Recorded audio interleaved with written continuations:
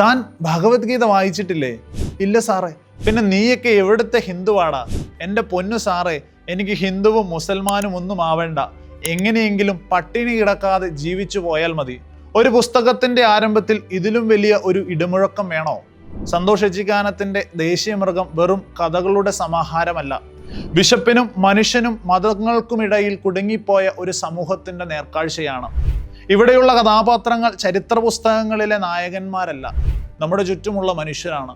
അവരുടെ സ്വപ്നങ്ങൾ ചെറുതാണ്, പക്ഷേ അവരുടെ മുറിവുകൾ വലുതാണ്. അവരുടെ രാഷ്ട്രീയം സങ്കീർണമല്ല, പക്ഷേ അവരുടെ ജീവിതം അസഹനീയമാണ്.